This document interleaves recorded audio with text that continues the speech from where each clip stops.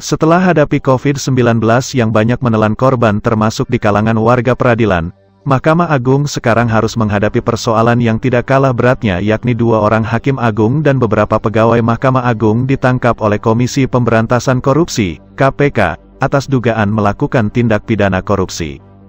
Ketua Mahkamah Republik Indonesia, Profesor Dr. H.M. Syarifuddin, dalam refleksi kinerja Mahkamah Agung Republik Indonesia tahun 2022 melalui siaran Zoom, Selasa, tanggal 3 Januari tahun 2023, menegaskan, menyerahkan sepenuhnya kepada KPK untuk diproses sesuai dengan ketentuan hukum yang berlaku. Namun harapan kita, asas praduga tak bersalah dan asas due process of law, proses hukum semestinya, tetap dijalankan dengan baik dan benar.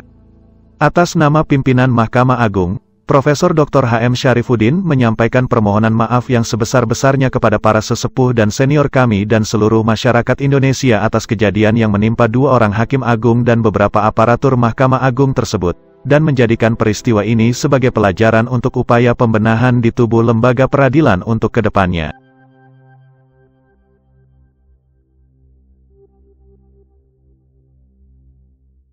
Bapak Ibu hadirin sekalian yang saya hormati. Pertama-tama, marilah kita panjatkan puji dan syukur kepada Allah Subhanahu wa Ta'ala, Tuhan yang Maha Esa. Karena atas limpahan rahmat dan karunia-Nya, pada hari ini kita dapat berkumpul dalam acara penyampaian refleksi kinerja Mahkamah Agung tahun 2022. Sedianya acara ini dilaksanakan pada akhir tahun. Namun karena kesibukan para pimpinan Mahkamah Agung dalam penyelesaian perkara yang harus segera dituntaskan sebelum memasuki tahun 2023, maka acara ini dilaksanakan di awal tahun. Sehingga namanya bukan lagi refleksi akhir tahun, akan tetapi menjadi refleksi kinerja Mahkamah Agung tahun 2022. Yang pelaksanaannya dilakukan secara daring. Karena Balairung Mahkamah Agung yang biasanya kita gunakan untuk menampung teman-teman para jurnalis saat ini sedang direnovasi dan baru bisa digunakan pada akhir Januari tahun 2023 yang akan datang.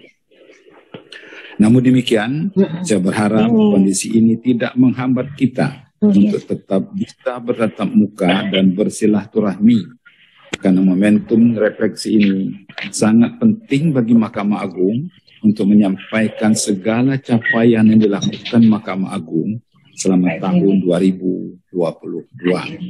Sekaligus bisa menyerap aspirasi, saran, dan kritik dari para jurnalis untuk upaya perbaikan di institusi Mahkamah Agung dan badan peradilan di bawahnya.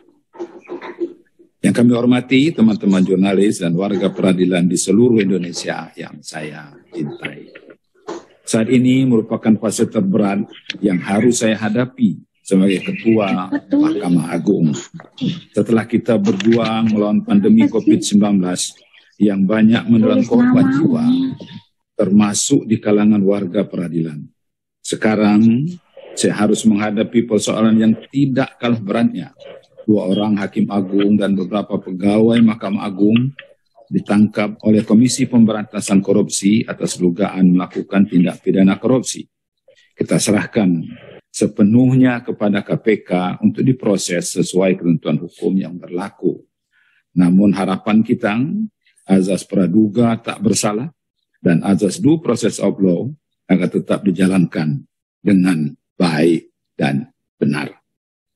Tentu kita semua merasa prihatin atas kejadian tersebut, karena bukan saja telah mencoreng wajah peradilan di Indonesia, namun juga menurunkan tingkat kepercayaan publik kepada lembaga peradilan.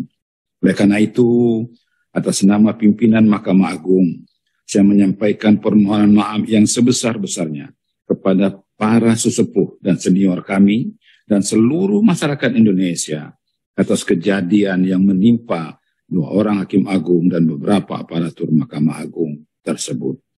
Kami akan jadikan peristiwa ini sebagai pelajaran untuk upaya pembenahan di tubuh lembaga peradilan untuk ke depannya.